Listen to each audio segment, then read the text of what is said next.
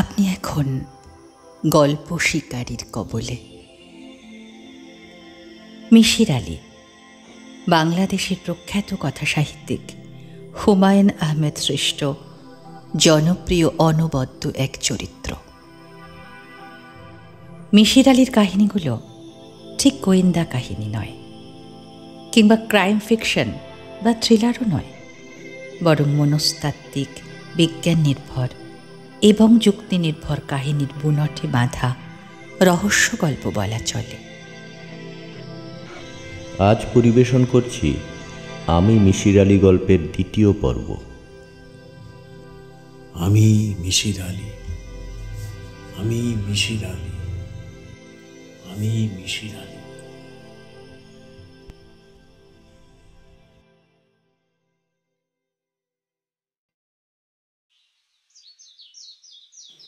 তার ঘুম ভাঙল অনেক বেলায়। ঘর ভর্তি আলো, পাখপাখালি চারিদিকে কিচকিচ করছে। খাটের পাশে লিলি দাঁড়িয়ে আছে, তার হাতে চায়ের কাপ। আজ মেয়েটিকে দেখে মনে হচ্ছে তার বয়স কিছুতেই 17-18 বেশি হবে না।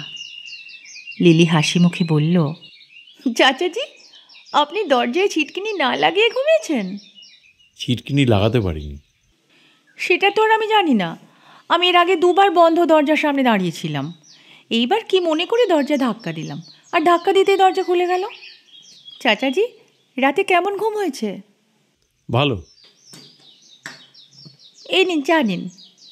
আমি তো বইতে পড়েছি আপনি বাসি মুখে প্রথম চা খান। আর নাস্তাও তৈরি হয়ে গেছে। হাত মুখ ধুয়ে নিচে নামলেই আপনাকে নাস্তা দিয়ে দেব। তোমার শরীর এখন ভালো? হ্যাঁ, খুব ভালো। কাল রাতেও ভালোই ছিল। আসলে ওর সঙ্গে রাগারাগি করে বিছানায় শুয়ে পড়েছিলাম। আচ্ছা, ও আপনাকে কি বলেছে? আমার মাথা খারাপ, আমার চিকিৎসা দরকার?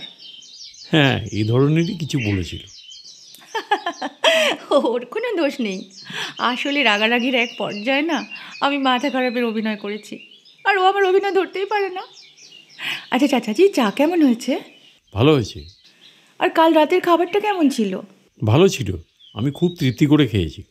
চাচাজি, আজ আপনাকে কই মাছের পাতুরি খাওয়াবো। পুঁই শাকের পাতা আনতে দিয়েছি, পাওয়া গেলে হয়। এমন জংলা জায়গায় বাস করি, আশপাশে 2-3 মাইলের মধ্যে হাট বাজারও নেই।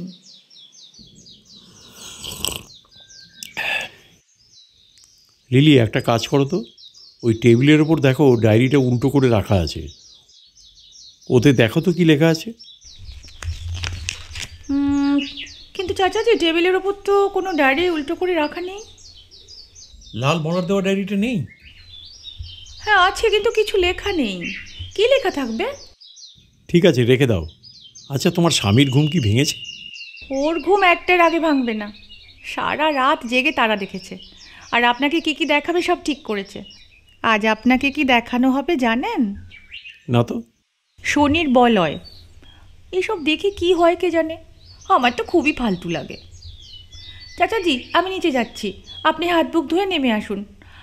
আজ আপনি নাস্তা খাবেন চুলার পাশে বসে। গরম গরম লুচি ভেজে আপনার পাতে তুলে দেব। লিলি, তোমার লুচিগুলিও কি স্পেশাল? অবশ্যই।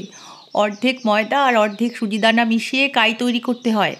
10-12 ঘন্টা এই কাই ভেজা ন্যাকড়ায় জড়িয়ে রেখে দিতে হয়। আর লুচির এই কাইটা আমি কাল রাত্রেই তৈরি করে রেখেছি। ভালো। শুধু ভালো বললে হবে না, আপনি চলে যাবার আগে আমাকে একটা সার্টিফিকেট দিয়ে যাবেন, রান্নার সার্টিফিকেট। সেই সার্টিফিকেটটা আমি বাঁধিয়ে রাখবো। অবশ্যই দিয়ে যাব, তুমি চাইলে এখনই দিয়ে দিতে পারি। ও মা, এখন কেন দেবেন? আমি তো এখনো আপনার জন্য রান্নাই করিনি। চাচাজি, এখন যাই। ডায়েরিটায় যে স্বপ্নের কথা লিখেছিলাম তার তো কিছুই লেখা নেই। তাহলে ব্যাপারটা কি দাঁড়ালো? গত রাতে যা দেখেছি সবই স্বপ্ন, গভীর গাঢ় স্বপ্ন। মিশির আলী হাত মুখ ধুয়ে নিচে নামলেন, লুচি বেগুন ভাজা খেলেন, চা খেলেন। লিলি বলল, চাচাজি, আপনি ঘুরে ফিরে বাড়ি দেখুন, বাগান দেখুন, লাইব্রেরির ঘর খুলে দিয়েছি, লাইব্রেরির বইপত্র দেখতে পারেন। তোমার কুকুরগুলো কি বাঁধা আছে? হ্যাঁ, কুকুরগুলো বাঁধা আছে। বরকতকে তো পুঁই পাতার খোঁজে পাঠিয়েছি। বড় বড় পুঁই পাতা ছাড়া না পাতুরি হয় না। বরকত এলেই কুকুরগুলোর সঙ্গে আপনার পরিচয় করিয়ে দেব, তখন আর আপনার কুকুর ভীতি থাকবে না। আচ্ছা, নীল ফুল ফোটে ওই গাছটা কোথায়? ওই যে পেছনের বাগানে, বিশাল গাছ, আপনি দেখলেই চিনতে পারবেন। গাছের গুঁড়িটা বাঁধানো, আর পেছনের বাগানে একটা ভাঙা মন্দির আছে। মন্দিরে কিন্তু ঢুকবেন না, সাপের আড্ডা। কি মন্দির? কালী মন্দির। এটা হিন্দু বাড়ি ছিল। বাড়ির মালিক অশ্বিনী রায় শাক্ত মতের মানুষ ছিলেন। তিনি স্বপ্নে দেখে কালী প্রতিষ্ঠা করেন। খুবই ইন্টারেস্টিং গল্প। আমি অবশ্য ভাষা জানি, সুলতানকে জিজ্ঞেস করলে ও আপনাকে বলবে। আচ্ছা, তাকে জিজ্ঞেস করব। আচ্ছা, আমি না ওই দিনের মতো এক্সপ্রেসো কফি বানিয়ে আপনার জন্য নিয়ে আসছি। ঠিক আছে চাচাজি? হ্যাঁ, ঠিক আছে। মিশির আলি বাড়ি দেখতে বের হলেন। রাতে বাড়িটা যত প্রকাণ্ড মনে হয়েছিল, দিনের আলোয় মনে হচ্ছে তার চেয়েও প্রকাণ্ড। তবে প্রকাণ্ড হলেও ধ্বংসস্তূপ। বাড়িটা যেন অপেক্ষা করছে কখন হুমড়ি খেয়ে পড়বে। বাড়িটার দিকে বেশিক্ষণ তাকিয়ে থাকা যায় না, ভয় ভয় করে। মনে হয় বাড়িটাও কৌতূহলী চোখে তাকে দেখছে, চিন্তাভাবনা করছে। চিন্তাভাবনা শেষ হলেই বাড়ি গম্ভীর গলায় ডাকবে, এই যে ভদ্রলোক, আপনার সঙ্গে কিছু কথা আছে, দয়া করে শুনে যান। মিশির আলি বাড়ির পেছনে চলে গেলেন। তিনি বৃক্ষপ্রেমিক না, গাছপালা নিয়ে তার বাড়াবাড়ি কৌতূহল নেই, কিন্তু নীলমরিচ ফুল গাছটা দেখতে ইচ্ছে হচ্ছে। বাড়ির পেছনের জায়গাটা আশ্চর্য রকমভাবে পরিষ্কার। ঝোপঝাড় নেই, বড় বড় ঘাস নেই, গাছের নিচে শুকনো পাতা পড়ে নেই। মনে হচ্ছে এই কিছুক্ষণ আগে ঝাড় দেওয়া হয়েছে। নীল মরিচ ফুল গাছটা দূর থেকেই দেখা যাচ্ছে। এমন কিছু বিস্ময়কর গাছ বলে মনে হচ্ছে না। তবে মরিচ ফুল গাছের পাশেই চেরি গাছটা ফুলে ফুলে ছেয়ে আছে। পাতাশূন্য গাছ সাদা ফুলে ঢেকে আছে। মিশির আলি বিস্মিত গলায় বললেন, বাহ, সুন্দর তো। চেরি গাছের পাতা শীতকালে ঝরে যায়, এখন শীত না, তারপরেও গাছে একটা পাতা নেই কেন? জন্মভূমি ছেড়ে অন্য দেশে এসে গাছের জিনে কি কোনো পরিবর্তন হয়েছে? নাকি এটা চেরি গাছ না, অন্য কোনো গাছ, তিনি নাম জানেন না? ভাঙা মন্দিরটা দেখা যাচ্ছে। মন্দিরের অংশটা ঝোপে ঝাড়ে ঢাকা। বড় বড় কয়েকটা আম গাছ জায়গাটা অন্ধকার করে রেখেছে। উইয়ের ঢিবির মতো উঁচু উঁচু কিছু মাটি দেখা গেল। মন্দিরের ঠিক সামনে সারি করে লাগানো জবা গাছ। জবা গাছ এত বড় হতে মিশির আলি দেখেননি। গাছগুলি আম কাঁঠালের গাছের মতোই প্রকাণ্ড। একটা গাছেই শুধু ফুল ফুটেছে, কালচে লাল রঙের ফুল। দেখতে ভালো লাগছে না। জবা ফুল ছাড়া কালী পূজা হয় না। পূজার ফুলের জন্যই কি এই গাছগুলি লাগানো? এত প্রাচীন গাছ। মিশির আলি মন্দিরের দিকে এগিয়ে গেলেন। মন্দিরের গায়ে শ্বেত পাথরের ফলকে কী সব লেখা, পড়তে ইচ্ছা করছে। বাবু অশ্বিনী কুমার রায় কর্তৃক অদ্য শনিবার বঙ্গাব্দ 1208 গৌর কালীমূর্তি অধিষ্ঠিত হইল। মিশির আলি নাম ফলকটার দিকে তাকিয়ে আছেন। গৌর কালী মূর্তি ব্যাপারটা বোঝা যাচ্ছে না। কালী কৃষ্ণবর্ণ, গৌরবর্ণ না। চাচাজি, আপনার কফি। আপনাকে বলা হয়েছে মন্দিরের কাছে না আসতে, আর আপনি সোজাসুজি মন্দিরে চলে এসছেন। আপনি তো দেখি একেবারে বাচ্চাদের মতো, যেটা করতে না করা হয় সেটাই করেন। আচ্ছা লিলি, এই গৌরকালী ব্যাপারটা কি? গৌরকালী হলো যে কালীর গায়ের রং গৌর, ধবধবে সাদা। বাবু অশ্বিনী রায় স্বপ্নে দেখেছিলেন মা কালী তাঁকে বলছেন, তুই আমাকে প্রতিষ্ঠা কর, তবে গায়ের রং কালো করিস না বাবা, গৌরবর্ণ করবি। তারপর অশ্বিনী রায় বললেন, ঠিক আছে মা, করব। দেবী তখন বললেন, আমি তোর এখানে থাকবো নগ্ন অবস্থায়, আমার গায়ে যেন কোনো কাপড় না থাকে। অশ্বিনী কুমার রায় বললেন, সেটা কি ঠিক হবে মা? কত ভক্তরা তোমাকে দেখতে আসবে। দেবী বললেন, কেউ আমাকে দেখতে আসবে না, তোকে যা করতে বললাম তুই তাই কর। ও, অশ্বিনী কুমার নগ্ন গৌরবর্ণের কালী প্রতিষ্ঠা করেছিলেন? হ্যাঁ, করলেন। মন্দিরে কি মূর্তি আছে? না, অশ্বিনী কুমার রায় নিজে মূর্তিটা মেঘনার জলে ফেলে দিয়েছিলেন। কেন? গল্পটা আমিও পুরোপুরি জানি না, ভাষা জানি। দূরবীনওয়ালা সুলতান সাহেব ভালোভাবে জানে, ও আপনাকে গুছিয়ে বলবে। আগে তোমার কাছ থেকে অগোছালো গল্পই শুনি। আমার আবার অগোছালো গল্প শুনতেই বেশি ভালো লাগে। আচ্ছা তাহলে বলি। ঘটনাটা হলো এরকম, যেদিন দেবী প্রতিষ্ঠিত হলেন সেই রাতেই অশ্বিনীবাবুকে দেবী স্বপ্নে দেখা দিলেন।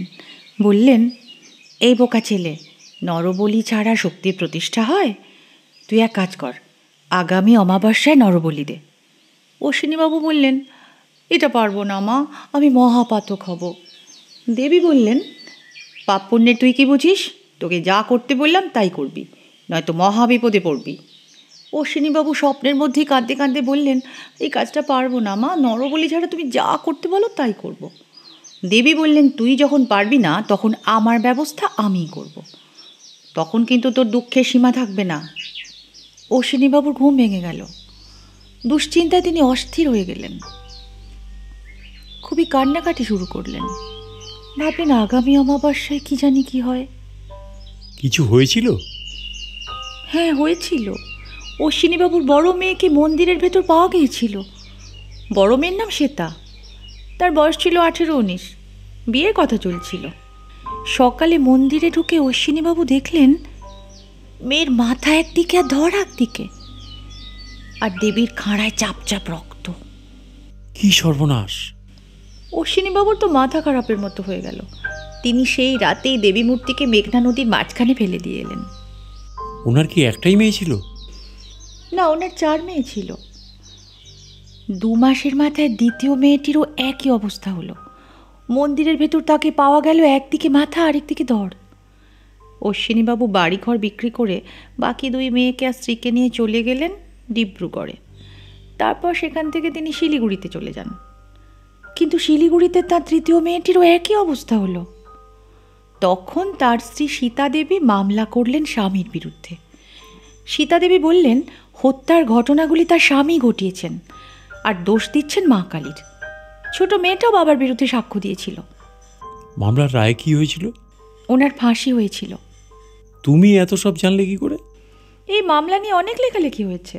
আমাদের দূরবীনওয়ালা তো সেই সব লেখা সবই জোগাড় করেছিল। চাইলে আপনাকেও খুঁজে বের করে দেবে। আপনি কি চান? না, আমি চাই না।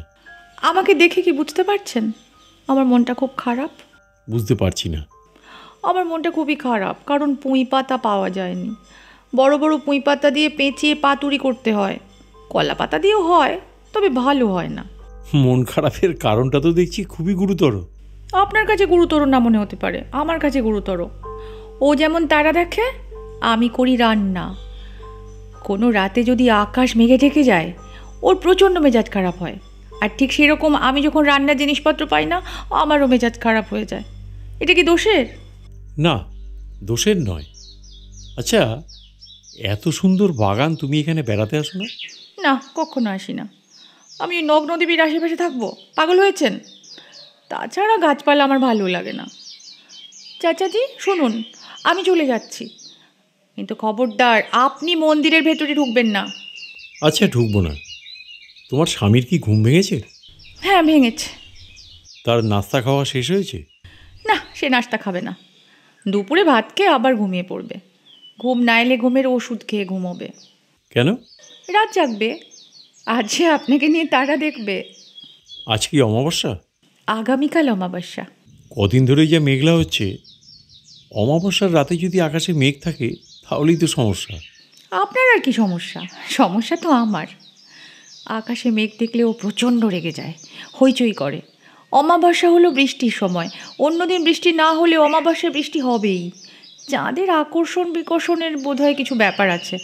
আমি এত কিছু জানি না, আপনি নিশ্চয়ই জানেন। না, আমিও জানি না। আচ্ছা, কফির মগটা আমি নিয়ে চলে যাই। দুপুরে রান্না হলে খবর দেব, চলে আসবেন।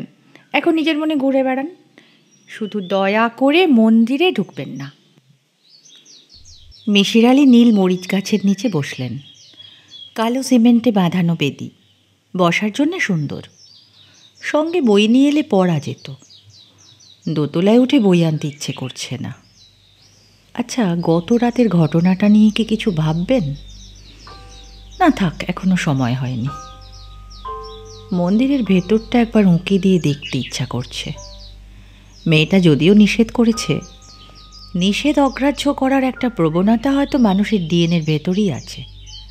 মানুষকে যেটাই নিষেধ করা হয়েছে সেটাই সে করেছে।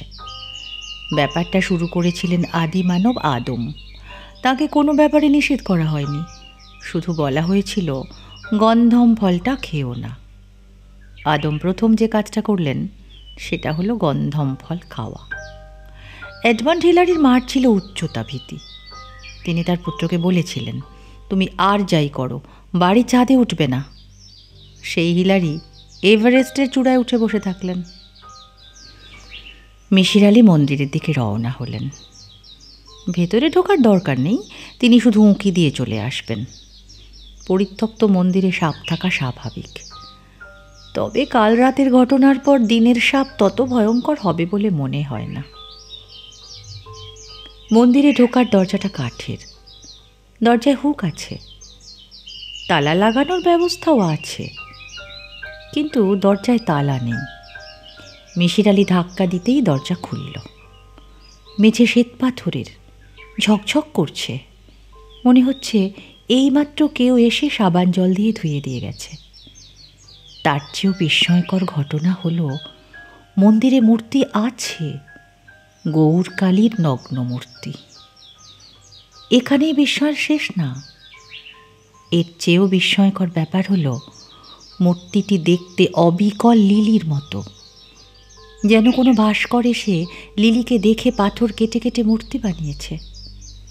কাকতালীয়ভাবে একটা মানুষের চেহারার সঙ্গে পুরনো মূর্তির চেহারা মিলে যাবে, এটা বিশ্বাসযোগ্য না। এটা খুবই অবিশ্বাস্য একটা ঘটনা। মিসির আলি মন্দির থেকে বের হলেন। চেরি গাছটার নিচে বরকত দাঁড়িয়ে আছে, তার হাতে শলার ঝাড়ু। বাগান ঝাড় দিতে এসেছে, তবে এই মুহূর্তে সে বাগান ঝাড় দিচ্ছে না। এক দৃষ্টিতে তাকিয়ে আছে মিসির আলির দিকে। সেই দৃষ্টিতে কৌতূহল, বিস্ময়, আনন্দ কোনো কিছুই নেই। সে তাকিয়ে আছে মাছের মতো ভাবলেশীন চোখে।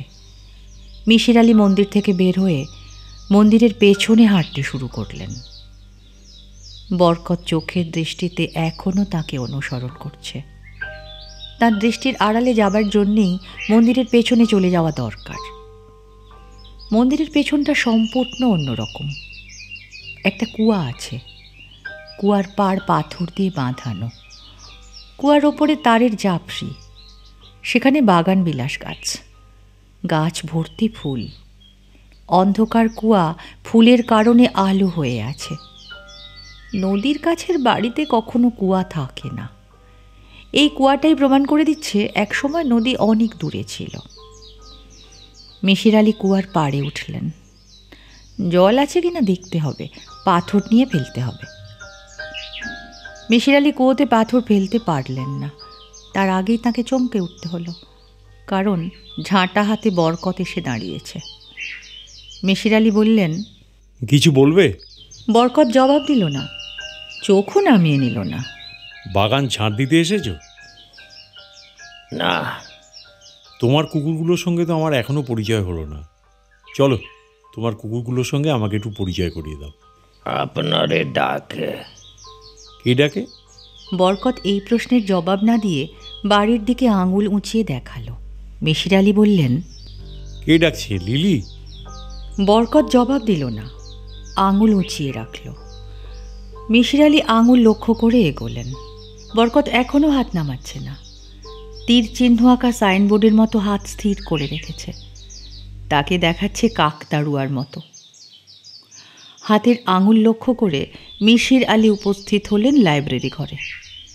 বিরাট ঘর। সাধারণত লাইব্রেরি ঘরের চারদিকেই বই থাকে। এই ঘরের একদিকে দেয়ালে বই রাখা, কোনো আলমারি নেই, সব বই র্যাকে রাখা।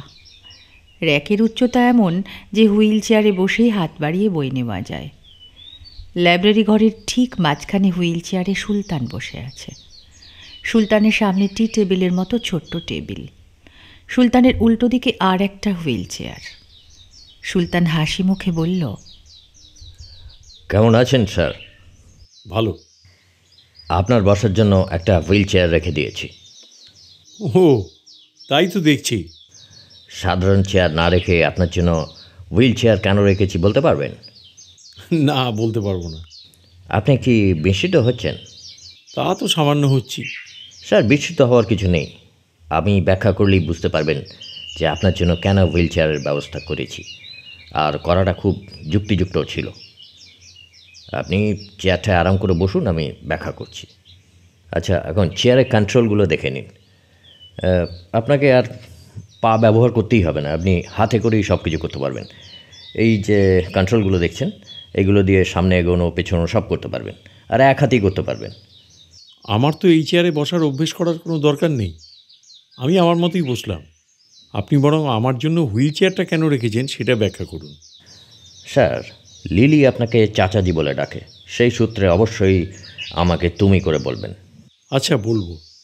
আচ্ছা, এখন বলি আপনার জন্য হুইল চেয়ার কেন ব্যবস্থা করলাম। আসলে রাত্রিবেলায় আমি যখন আকাশ দেখি, টেলিস্কোপ সেট করি, তখন হুইল চেয়ারে বসেই করি। তারপর সেটাকে ফোকাস করতে হয়, তারপর কিন্তু টেলিস্কোপ একদম নাড়ানো যাবে না। ধরুন আমি ফোকাস আর সেটিং সব ঠিকঠাক করলাম, তারপর আমি সরে গেলাম, আপনি হুইল চেয়ারে এসে সেইখানে চোখ লাগালেন। তা না হলে কী হতো, আপনাকে দাঁড়িয়ে দাঁড়িয়ে দেখতে হতো, কুঁজো হয়ে দেখতে হতো, হামাগুড়ি দিয়ে দেখতে হতো, খুব মুশকিল। লজিকটা ক্লিয়ার করতে পেরেছি তো? হ্যাঁ হ্যাঁ, বুঝতে পারছি। আসলে ব্যাখ্যাটা মাথায় আসেনি বলে হুইল চেয়ারটা প্রথমে দেখে একটু ধাক্কা খেয়েছিলাম। আর যেমন মন্দিরে ঢুকে আপনি একটা ধাক্কা খেলেন, মন্দিরে ঢুকে দেখলেন গৌর কালীর মূর্তিটা অবিকল লিলির মতন দেখতে। এরও কিন্তু একটা খুব সরল ব্যাখ্যা আছে। কি ব্যাখ্যা? গৌর কালীর মূর্তি বাবু অশ্বিনী কুমার অনেক দিন আগেই নদীতে ফেলে দিয়েছিলেন। এই মূর্তি পরে আমি বানিয়েছি। হুইল চেয়ারে বসে জীবন কাটে না, নানা ধরনের কাজে নিজেকে ব্যস্ত রাখতে হয়, তো তাই মাইকেল অ্যাঞ্জেলো হবার একটা হাস্যকর চেষ্টা বলতে পারেন। ছেনি হাতুড়ি নিয়ে পাথর কাটাকাটি করে। মূর্তিটা তো খুবই সুন্দর হয়েছে। মোটেও সুন্দর হয়নি, মুখের আদলটা শুধু এসেছে, আর কিছু আসেনি। আর নগ্ন মূর্তি বলে আপনি লজ্জায় ভালো মতো তাকাননি, তাকালে ত্রুটিগুলো ধরতে পারতেন। মূর্তির একটা হাত বড়, একটা হাত ছোট, পায়ের পোর্শনটাও ঠিক হয়নি, হাঁটু যেখানে থাকার কথা তার চেয়ে উঁচুতে হয়েছে। আপনি এখন যদি দেখেন ত্রুটিগুলো চোখে পড়বে। আর মূর্তি কেন নগ্ন বানিয়েছি সেই ব্যাখ্যা শুনতে চান? তারও ব্যাখ্যা আছে। না, এর ব্যাখ্যা আমার কাছে আছে। গৌরকালীর মূর্তিটা ছিল নগ্ন। তুমি মন্দিরে গৌরকালীর মূর্তি প্রতিষ্ঠা করতে চেয়েছ, অতীতটাকেই ফিরিয়ে আনার চেষ্টা করেছ। ইংরাজিতে এটাকে বলা যেতে পারে an attempt two recreate the past. ব্যাপারটা তাই। বাবু অশ্বিনী রায়ের ঘটনাটা আমাকে খুব আলোড়িত করে। আমার মূর্তি বানানোতেও তার একটা ছায়া পড়েছে। তোমার কি মাঝে মাঝে নিজেকে বাবু অশ্বিনী কুমার মনে হয়? মানে আপনি সিগারেট খাবেন? মানে এই কথাটা কেন বললেন স্যার? এমনিই বললাম, মন্দিরে মূর্তি প্রতিষ্ঠা করেছ তো, তাই মনে হলো। তাছাড়া কোনো মানুষকে খুব বেশি পছন্দ হয়ে গেলে জীবনযাত্রায় সেই মানুষটার ছায়া পড়ে। অশ্বিনী কুমার একজন সিরিয়াল কিলার। সে ঠান্ডা মাথায় একের পর এক মানুষ খুন করেছে। খুনগুলো করেছে অতি প্রিয়জনদের, নিজের কন্যা। তাকে আমি পছন্দ করব কেন? মানুষের পছন্দ অপছন্দের ব্যাপারটা অত্যন্ত বিচিত্র। মানুষ যেমন সুন্দর পছন্দ করে, তেমনি আবার অসুন্দরও পছন্দ করে। সবাই করে না, কেউ কেউ হয়তো করতে পারে। সুন্দরের পুজোও সবাই করে না, কেউ কেউ করে। আপনি কি বলতে চাচ্ছেন, পরিষ্কার করে বলুন। আমার ধারণা এই অশ্বিনীবাবুর ব্যাপারটা তোমার মাথায় ঢুকে গেছে।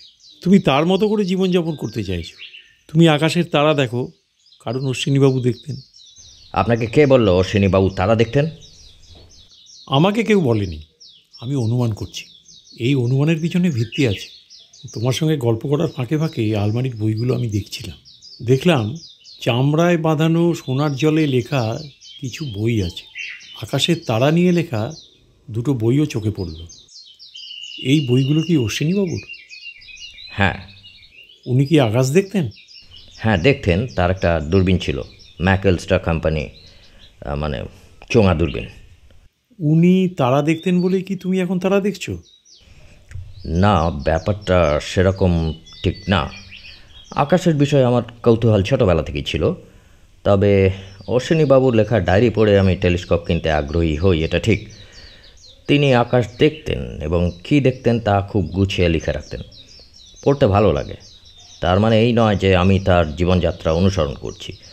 আপনি নিশ্চয়ই বলবেন না যে মন্দিরে মূর্তি প্রতিষ্ঠা করা হয়েছে আর এখন আমি মানুষকে বলি দেওয়া শুরু করব।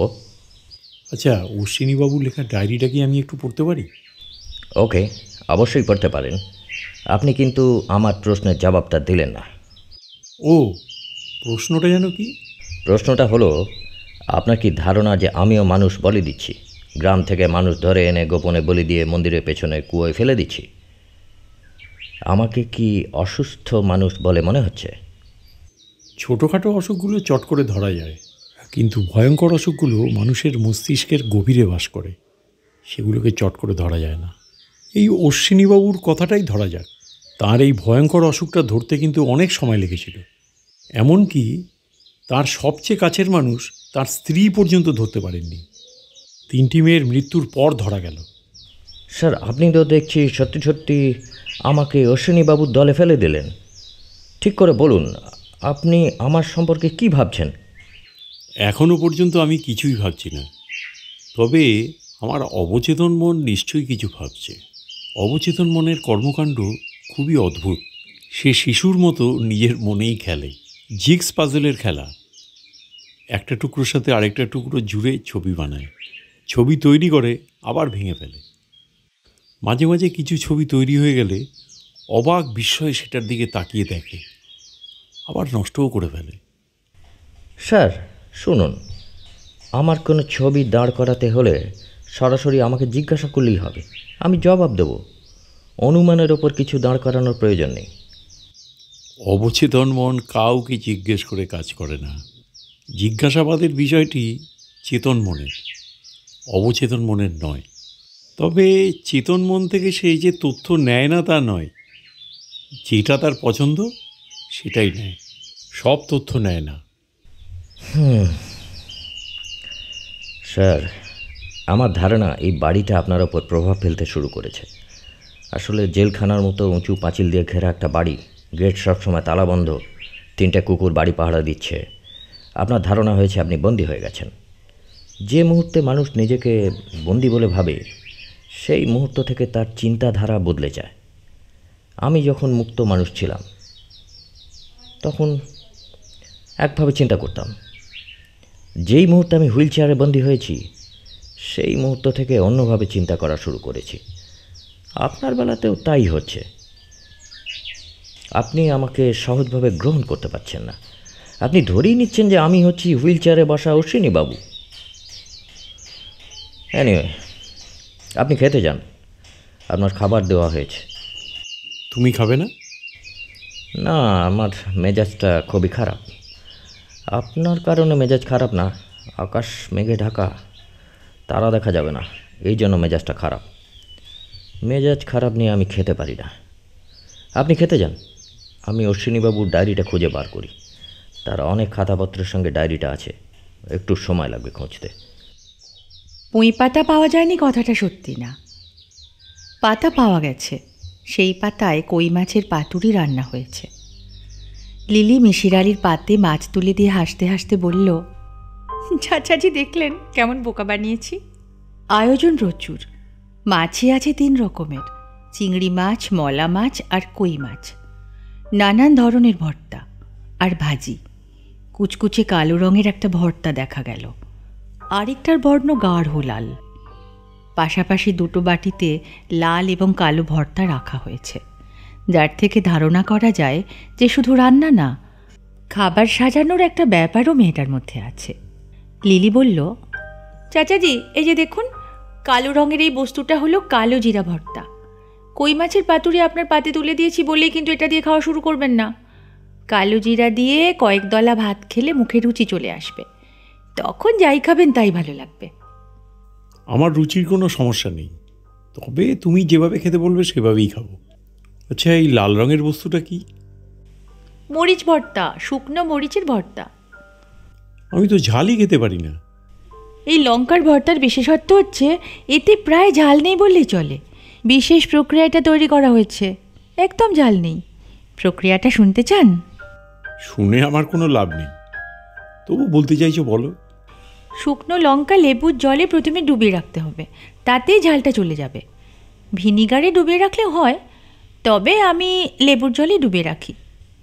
আচ্ছা, এই বিচিত্র ধরনের রান্নাবান্না কি তুমি কারোর কাছ থেকে শিখেছো, না নিজেই মাথা খাটিয়ে বের করেছো? বেশিরভাগ রান্নাই আমি আমার নানির কাছ থেকে শিখেছি। নানি আমাকে রান্না শিখিয়েছেন, তার থেকেও বড় কথা আমাকে রান্নার মন্ত্র শিখিয়েছেন। আমি প্রায় 20টার মতো রান্নার মন্ত্র জানি। রান্নার আবার মন্ত্র আছে নাকি? হ্যাঁ, মন্ত্র আছে তো।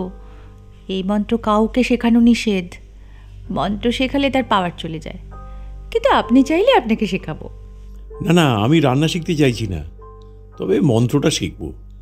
সত্যি মন্ত্রটা শিখতে চান? শিখতে চাই না, শুধু শুনতে চাই। যে কোনো একটা মন্ত্র বললেই হবে। এক এক রান্নার এক একটা মন্ত্র। ছোট মাছ রান্নার মন্ত্রটা তাহলে বলি। ছোট মাছের সঙ্গে তেল মশলা মাখাতে হবে। চুলায় হাঁড়ি দিয়ে আগুন দিতে হবে। হাঁড়ি পুরোপুরি গরম হবার পর তেল মশলা মাখা মাছটা হাঁড়িতে দিয়ে তারপর মন্ত্রটা পড়তে হবে 10 বার। তারপর জল দিতে হবে। জল এমনভাবে দিতে হয় যেন মাছের ওপর 2 আঙুল জল থাকে। আর এই মন্ত্রের নাম 10-2 মন্ত্র। জল ফুটতে শুরু করলেই রান্না শেষ।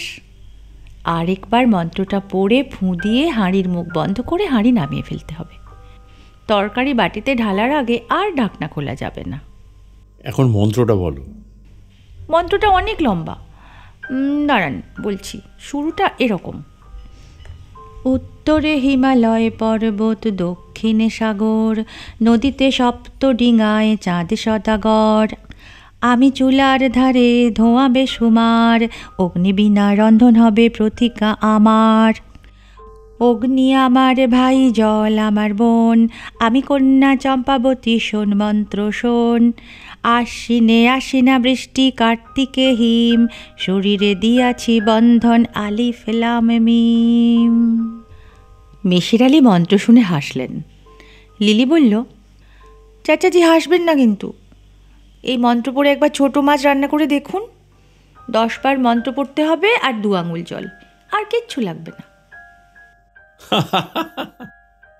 লিলি, আমার ধারণা মন্ত্রটা হলো টাইমিং। সেই সময় তো গ্রামেগঞ্জে ঘড়ি ছিল না, আর রান্নার মতো তুচ্ছ ব্যাপারে ঘড়ি ব্যবহারের প্রশ্নই আসে না। আমার ধারণা তখন মন্ত্র পড়েই সময়ের হিসেব রাখা হতো। তুমি এক কাজ করো, এই মন্ত্রটা 10 বার পড়তে কতক্ষণ সময় লাগে সেটা ঘড়ি দেখে ঠিক করো। তারপর সেই সময় ধরে মাছটা রান্না করো, দেখবে মাছটা ঠিক রান্না হয়েছে।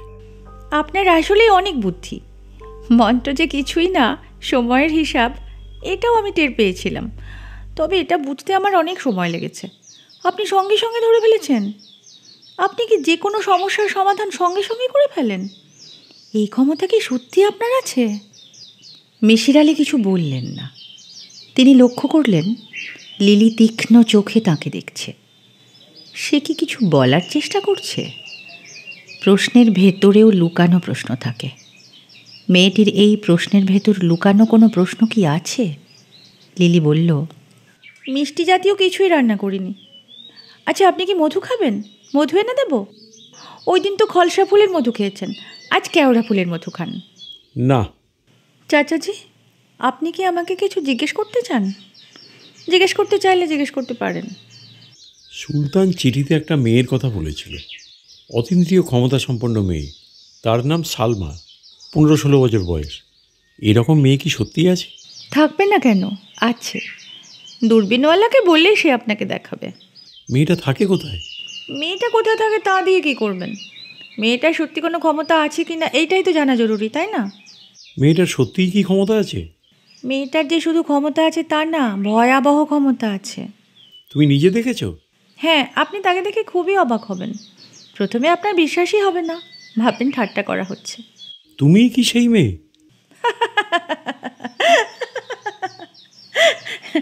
চাচাজি শুনুন, মধু আপনাকে খেতেই হবে, ইচ্ছে না করলেও খেতে হবে। দূরবীনওয়ালা যদি শোনে আপনাকে মধু দেওয়া হয়নি তাহলে খুব রাগ করবে। আমাকে বলা হয়েছে আজ যেন আপনাকে কেওড়া ফুলের মধু দেওয়া হয়। মধু না খেলে সুলতান রাগ করবে? রাগের চেয়েও যেটা করবে তা হলো মেজাজ খারাপ। বেশ, নিয়ে এসো তোমার মধু। সুন্দরবনের বানররা কিভাবে মধু খায় এই গল্প কি আপনি জানেন? না, জানি না। আপনি আঙুলে মধু মাখিয়ে খেতে শুরু করুন, আমি গল্পটা বলি। ছোট বাচ্চাদের যেমন গল্প বলে খাওয়ানো হয়, আপনাকেও আমি গল্প বলে বলে মধু খাওয়াবো। কোনো বানরের যখন মধু খেতে ইচ্ছে করে তখন সে নদীর পাড়ে চলে যায়, সারা গায়ে কাদা মেখে নেয়, তারপর রোদে বসে সেই কাদা শুকনো করে, আবার কাদায় হুটোপুটি করে গায়ে কাদা মাখে, তারপর আবার রোদে শুকায়। এই প্রক্রিয়াটি বেশ কয়েকবার করার পর বানরের গায়ে একটা শক্ত কাদার স্তর পড়ে যায়, তখন সে মহানন্দে চাক ভেঙে মধু খায়। মৌমাছিরা কাদার স্তরের জন্য তার গায়ে হুল ফোটাতে পারে না। বুলেট প্রুফ জ্যাকেটের মতো মৌমাছি প্রুফ জামা। চাচাজি, গল্পটা ইন্টারেস্টিং লাগছে? হ্যাঁ, বেশ ইন্টারেস্টিং। চাচাজি, সুন্দরবনের মধু নিয়ে আমি এর চেয়ে আরও অনেক বেশি ইন্টারেস্টিং একটা গল্প জানি, তবে সেটা আজ বলবো না, অন্য একদিন বলবো। সন্ধ্যা থেকেই বৃষ্টি শুরু হয়েছে। বৃষ্টি যে মুষলধারে পড়ছে তা না, তবে বাতাস প্রবল বেগে বইছে। বাড়ির চারদিকে প্রচুর গাছপালা বলে ঝড়ের মতো শব্দ হচ্ছে। এমন ঝড় বৃষ্টির রাতে আকাশ দেখার প্রশ্নই আসে না। মিশির আলী দোতলায় তার ঘরে আধশোয়া হয়ে আছেন। কিছুক্ষণ আগেই রাতের খাবারের পর্ব শেষ করে এসেছেন। বিছানা থেকে আর নামতে হবে না এটা ভেবেই শান্তি শান্তি লাগছে। ঝড় বৃষ্টি শুরু হবার সঙ্গে সঙ্গেই আবহাওয়া শীতল হয়েছে, ঠান্ডা ঠান্ডা লাগছে। যতই সময় যাচ্ছে ততই ঠান্ডা বাড়ছে। মিশির আলী তাঁর গায়ে পাতলা চাদর দিয়েছেন, কোলবালিশ আড়াআড়ি রেখে তার উপর পা তুলে দিয়েছেন। মোটামুটি আরামদায়ক অবস্থান। তার মাথার কাছে টেবিলের ওপর একটা হ্যারিকেন এবং কেরোসিনের টেবিল ল্যাম্প। তাতেও ঘরে তেমন আলো হচ্ছে না। মিশির আলীর হাতে অশ্বিনী বাবুর হাতে লেখা ডায়েরি। লেখা খুব স্পষ্ট নয় এবং যথেষ্ট পরিমাণে পেঁচানো। এই আলোয় পড়তে কষ্ট হচ্ছে, তারপরেও স্বস্তির কারণ আছে। হঠাৎ ইলেকট্রিসিটি চলে গিয়ে ঘর অন্ধকার হবে না। ঢাকা শহরে ঝড় বৃষ্টি মানেই টেনশন। এই বুঝি ইলেকট্রিসিটি চলে গেল। বরকত এসে টেবিলে চায়ের ফ্লাস্ক এবং কাপ রেখে গেছে। দরজার ছিটকিনি ঠিক করে দিয়ে গেছে। মিশির আলী বরকতের সঙ্গে টুকটাক আলাপ চালাবার চেষ্টা করেছিলেন, লাভ হয়নি। মিশির আলীর ধারণা কোনো এক বিচিত্র কারণে বরকত তাকে পছন্দ করছে না। ভালো দুর্যোগ শুরু হয়েছে। মিশির আলী গাছের ডাল ভাঙার শব্দ শুনলেন। ঝড় বৃষ্টির সময় গাছের পাখিরা কোনো ডাকাডাকি করে না, তারা একেবারেই চুপ হয়ে যায়, অথচ তাদেরই সবচেয়ে বেশি ডাকাডাকি করার কথা। কুকুররা মনে হয় প্রাকৃতিক দুর্যোগ পছন্দ করে না, মাঝে মাঝেই তাদের ক্রুদ্ধ গর্জন শোনা যাচ্ছে। তারা কেউ আলাদা আলাদা ডাকছে না, যখন ডাকছে তিনজন একসঙ্গেই ডাকছে। মিশির আলী খুব মন দিয়েই ডায়েরিটা পড়ার চেষ্টা করছেন। শুধু কুকুরগুলো যখন ডেকে উঠছে তখন মনঃসংযোগ কেটে যাচ্ছে। কেন জানি কুকুরের ডাকটা শুনতে ভালো লাগছে না। অশ্বিনী কুমারের ডায়েরিটা ঠিক ডায়েরির আকারে লেখা না, অনেক অপ্রয়োজনীয় জিনিসও লেখা আছে। কিছু কিছু লেখাতে দিনক্ষণ স্থানকাল উল্লেখ করা, বেশিরভাগ লেখাতেই তারিখ নেই। বাজারের হিসাব আছে, চিঠির খসড়া আছে, আয়ুর্বেদ ওষুধের বর্ণনা আছে। ডায়েরি শুরুই হয়েছে আয়ুর্বেদ ওষুধের বর্ণনায়। গাত্রবর্ণ উজ্জ্বল এবং গৌর করিবার অব্যর্থ উপায়। পুণ্যাগের কচি ফল দিয়া কাঠ প্রস্তুত করিতে হইবে। উক্ত কাঠ জাল দিয়া ভাসমান তৈল পাওয়া যাইবে। উক্ত তৈল সর্বাঙ্গে মাখিতে হয়। পুণ্যাগের আর এক নাম রাজচম্পক। আমি পুণ্যাগ তৈল প্রস্তুত করিবার চেষ্টা করিয়াছি।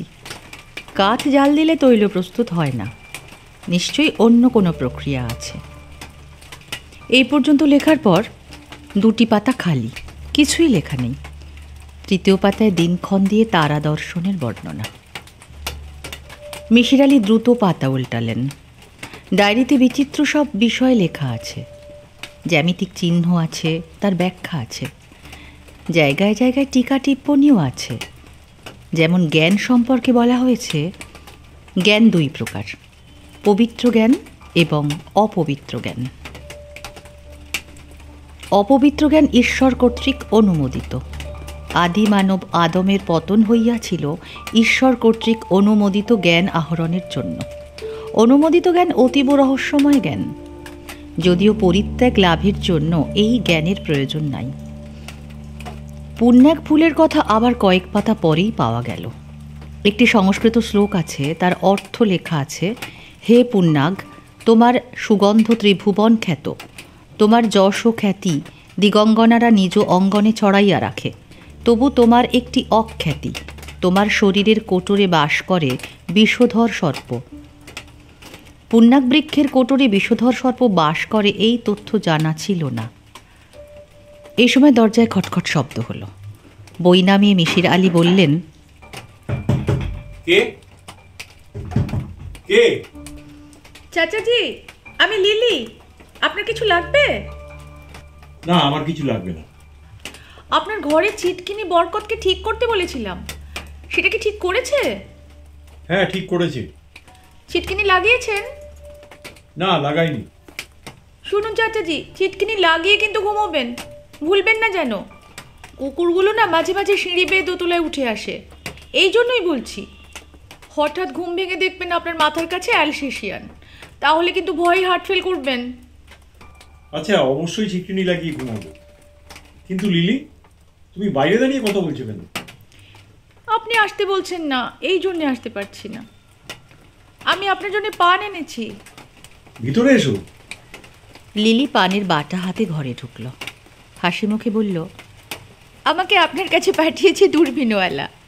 আমার দায়িত্ব হলো আপনাকে জাগিয়ে রাখা। কেন বলো তো? দূরবীনওয়ালার ধারণা হয়েছে কিছুক্ষণ বৃষ্টি হবার পরই আকাশ পরিষ্কার হয়ে যাবে, তখন তারা দেখা যাবে। আর বৃষ্টির পর আকাশ নাকি ঝকঝকে হয়ে যায়। তারা দেখার আসল মজা তখনই। ও আচ্ছা। আপনি একবার ঘুমিয়ে পড়লে তো আর আপনাকে জাগানো ঠিক হবে না, তাই আপনাকে জাগিয়ে রাখার চেষ্টা।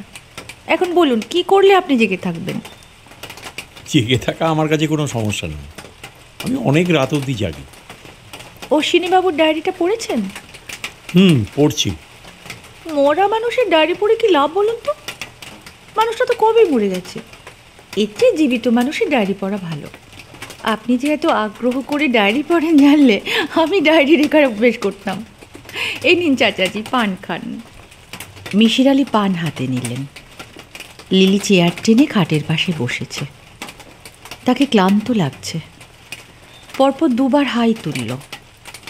মিশির আলী বললেন, লিলি, তোমার ঘুম পাচ্ছে, তুমি ঘুমিয়ে পড়ো। চাচাজি, আমার সঙ্গে গল্প করতে আপনার ভালো লাগছে না, তাই না? আপনার মন পড়ে আছে ওই অশ্বিনীবাবুর লেখার ডায়েরিতে, ঠিক বলছি না চাচাজি? ডায়েরিটা পড়ে শেষ করতে ইচ্ছে করছে, এটা ঠিক, কিন্তু তার মানে এই নয় যে তোমার সঙ্গে কথা বলতে আমার ভালো লাগছে না। সুলতানকে বলো বৃষ্টি কমলে আমায় যেন খবর দেয়, আমি জেগে থাকব। আচ্ছা, অশ্বিনীবাবুর ডায়েরিটা পড়ে কি তথ্য বের করলেন বলুন তো শুনি। এই তো মাত্র পড়া শুরু করলাম। আচ্ছা, যা পড়েছেন সেখান থেকে এখনো কিছু ইন্টারেস্টিং বের করতে পারেননি? লিলি, তুমি বেশ গুছিয়ে কথা বলো। পুণ্যাগ ফুলের কথা লেখা আছে, এই ফুল বেটে গায়ে লাগালে নাকি গায়ের ত্বক উজ্জ্বল হয় এবং ফর্সা হয়। এর থেকে ধারণা করা যায় তিনি গায়ের রং নিয়ে খুব চিন্তিত ছিলেন। আমার ধারণা তার মেয়েদের গায়ের রং ছিল কালো। তিনি মন্দিরে যে কালী মূর্তি প্রতিষ্ঠা করলেন তার গায়ের রঙও সাদা, কৌরকালি। তার মানে গায়ের রঙের প্রতি অশ্বিনীবাবুর একটা অবসেশন তৈরি হয়েছিল। বাহ, আপনি তো চট করে একটা ব্যাপার ধরে ফেলেছেন। আমি একটা হাইপোথিসিস দাঁড় করিয়েছি, সেটা সত্যি কিনা বলার মতো সময় এখনো হয়নি। আচ্ছা চাচাজি, মাঝে মাঝে কিছু বাড়ি যে অভিশপ্ত হয়ে যায়, এটা কি আপনি জানেন? অভিশপ্ত বাড়ি বলে কিছু হয় না। বাড়ি হলো বাড়ি, ইট কাঠ পাথরের একটা স্ট্রাকচার, তার বেশি কিছু না। চাচাজি, আমার কথা শুনুন। এমন অনেক বাড়ি আছে যেখানে বিশেষ কিছু ঘটনা না বারবার ঘটতে থাকে, একটা চক্রের মতো। চক্রটা ঘুরতে থাকে। এই বাড়িটাও সেরকম একটা বাড়ি। তার মানে? এই বাড়িটাও একটা চক্রের মধ্যে পড়ে গেছে। আপনি এমন একজন বুদ্ধিমান মানুষ, আপনার চোখে চক্রটা পড়ছে না কেন?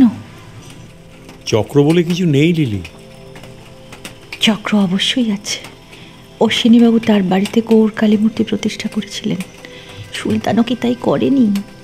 মন্দিরে সে একটা মূর্তি রাখেনি? চাচাজি, আমার ভালো লাগছে না, আমি যাচ্ছি, আপনি ঘুমিয়ে পড়ুন। আজ রাতে বৃষ্টি থামবে না, সারা রাত বৃষ্টি হবে, কালও বৃষ্টি হবে। বিছানা থেকে নেমে ছিটকিনি লাগিয়ে দেবেন, শেষে দেখা যাবে ছিটকিনি না লাগিয়ে আপনি ঘুমিয়ে পড়েছেন। এ বাড়িতে কখনো ছিটকিনি না লাগিয়ে ঘুমোবেন না, কখনো না। মিশির আলী বিছানা থেকে নামলেন, দরজার ছিটকিনি লাগালেন, বিছানায় এসে বসলেন। অশ্বিনীবাবু ডায়েরিটা আর তার পড়তে ইচ্ছে করছে না। বৃষ্টির বেগ আরও বাড়ছে, গাছের পাতায় শোঁ শোঁ শব্দ হচ্ছে। মিশির আলী চোখ বন্ধ করে শুয়ে আছেন। তার খুবই অস্থির লাগছে। চক্রের ব্যাপারটা মাথা থেকে দূর করতে পারছেন না। বিশ্বব্রহ্মাণ্ডে চক্র তো আছেই। পৃথিবী ঘুরছে সূর্যের চারদিকে, প্রতিবারই একই জায়গায় ঘুরে ঘুরে আসছে। ঘুরছে গ্যালাক্সি, অতি ক্ষুদ্র যে ইলেকট্রন সেও ঘুরপাক খাচ্ছে নিউক্লিয়াসের চারদিকে। পদার্থের সর্বশেষ অবস্থা ল্যাপটপসের ভর নেই, চার্জ নেই, অস্তিত্বই নেই। শুধু আছে ঘূর্ণন, স্পিন, জন্মের পর মৃত্যু, জীবনচক্র। বিগ ব্যাংয়ে মহাবিশ্ব তৈরি হলো, মহাবিশ্ব ছড়িয়ে পড়ছে। কোনো এক সময় আবার তা সংকুচিত হতে শুরু করবে, আবার এক বিন্দুতে মিলিত হবে, আবারও মহাবিশ্ব ছড়াবে। The expanding universe. Misir Ali কখন ঘুমিয়ে পড়লেন নিজেই জানেন না। তার ঘুম ভাঙল নিঃশ্বাসের শব্দে। কে যেন তার গায়ে গরম নিঃশ্বাস ফেলছে। খুবই অস্বাভাবিক ব্যাপার। ঘরের দরজা বন্ধ, বাইরের কারও ঢোকার কোনো পথ নেই। মিশির আলী চোখ মেললেন। হ্যারিকেনের আলোয় স্পষ্ট দেখলেন বিশাল একটা কুকুর। কুকুরটার মুখ তার মাথার কাছে। তার গরম নিঃশ্বাস চোখে মুখে এসে লাগছে। পশুদের চোখ অন্ধকারে সবুজ দেখায়, এর চোখও সবুজ, তাকিয়ে আছে এক দৃষ্টিতে। মিশির আলী চোখ বন্ধ করে ফেললেন। ব্যাপারটা স্বপ্ন তো বটেই, অত্যন্ত জটিল স্বপ্ন, যা মস্তিষ্কের অতল গহ্বর থেকে উঠে এসেছে। কুকুরটা চাপা শব্দ করছে। এই শব্দ স্বপ্নের অংশ। কুকুরটা এখন খাট থেকে দূরে সরে যাচ্ছে। এই তো এখন আবার ফিরে আসছে, আবার যাচ্ছে। খাটের চারদিকে পাক খেতে শুরু করেছে। কুকুরটা ঘুরছে চক্রাকারে। আবারও সেই চক্র চলে এলো। চক্রের হাত থেকে মানুষের মুক্তি নেই। মিশির আলী চোখ মেললেন। অতি সাবধানে মাথা ঘুরিয়ে তাকালেন দরজার দিকে। দরজা খোলা, খোলা দরজা দিয়ে ঠান্ডা বাতাস আসছে। বৃষ্টি থেমে গেছে, বাতাসও হচ্ছে না। দরজা খুললো কিভাবে? বাইরে থেকে কি দরজা খোলার কোনো ব্যবস্থা আছে? এটা তো স্বপ্ন। স্বপ্নে বন্ধ দরজা খোলা দরজা বলে কিছু হয় না। আচ্ছা, এখন রাত কত হবে? টেবিলের ওপর হাতঘড়িটা আছে। ঘড়ি দেখতে হলে তো উঠতে হবে, তাতে আবার শব্দ হবে, আর শব্দ হলেই কুকুরের দৃষ্টি আকর্ষণ করা হবে। এই কাজটা কিছুতেই করা যাবে না। এটা একটা ভয়ঙ্কর অ্যালসেশিয়ান কুকুর। তার মনে কোনো সন্দেহ উপস্থিত হলেই সে চাপ দেবে। মিশির আলির হাত পা ঠান্ডা হয়ে এলো। খুব তৃষ্ণা হচ্ছে, তৃষ্ণায় বুকের ছাতি ফেটে যাচ্ছে। এই তৃষ্ণাবোধ মিথ্যা, কারণ পুরো ব্যাপারটাই মিথ্যা। তিনি স্বপ্ন দেখছেন, এর বেশি কিছু না। কুকুরটা যদি তার উপর ঝাঁপিয়েও পড়ে তাতেও তার কিছু হবে না, বরং লাভ হবে, দুঃস্বপ্ন ভেঙে যাবে। তিনি মিথ্যা মিথ্যে জাগবেন না, সত্যিকার অর্থেই জাগবেন। তখনও যদি তৃষ্ণা থাকে তাহলে জল খাবেন, তৃষ্ণা না থাকলে চা খাবেন, চা খাবার পর একটা সিগারেট। মিশির আলি খুব সাবধানে বিছানায় উঠে বসলেন। কুকুরটা হাঁটা বন্ধ করে স্থির হয়ে গেল। সে এক দৃষ্টিতে তাকিয়ে আছে, তার লেজ নড়ছে।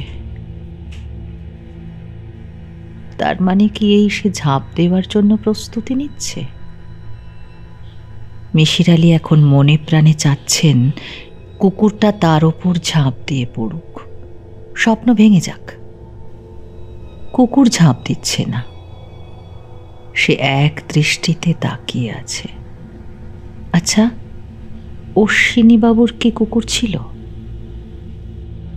জিজ্ঞেস করে জানতে হবে। দরজায় শব্দ হলো, টকটক করে মোর্স কোডের মতো শব্দ করছে, যেন কেউ কোনো সংকেত দিচ্ছে।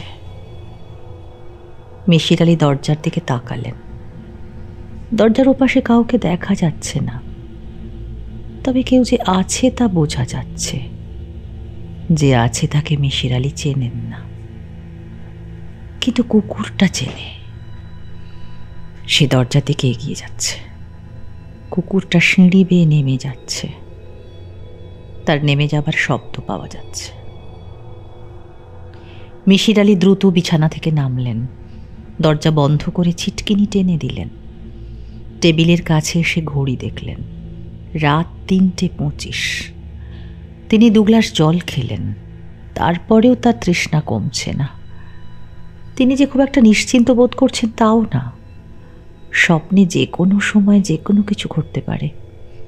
স্বপ্ন ফিজিক্সের সূত্র মেনে চলে না। হয়তো এক্ষুনি দেখা যাবে কুকুরটা বন্ধ দরজা ভেদ করে চলে এসেছে, সঙ্গী দুজনকেও নিয়ে এসেছে। মানুষের মতো হয়তো কথাও বলতে শুরু করতে পারে। স্বপ্ন ফিজিক্সের সূত্র না মানলেও সাধারণ কিছু নিয়ম মানে। তিনি কি করবেন বুঝতে পারছেন না। বিছানায় উঠে কি আবার ঘুমিয়ে পড়বেন, নাকি হাঁটাহাঁটি করবেন? মিশির আলি জানলার কাছে গেলেন, যদি কুকুরটাকে দেখা যায়। চেরি গাছের নিচে কি কেউ আছে? হ্যাঁ, আছে তো বটেই। ওই তো হুইল চেয়ারটা দেখা যাচ্ছে। হুইল চেয়ারের পেছনে আছে বরকত। রাত 3:25 ওরা দুজন কি করছে? তারা দেখার প্রস্তুতি। হঠাৎ মিশির আলির বুকে একটা ধাক্কার মতো লাগলো। তিনি অবাক হয়ে দেখলেন হুইল চেয়ারে বসা মানুষটা উঠে দাঁড়িয়েছে। এই তো হাঁটতে শুরু করেছে, মন্দিরের দিকে যাচ্ছে। হ্যাঁ, ওই দিকেই যাচ্ছে।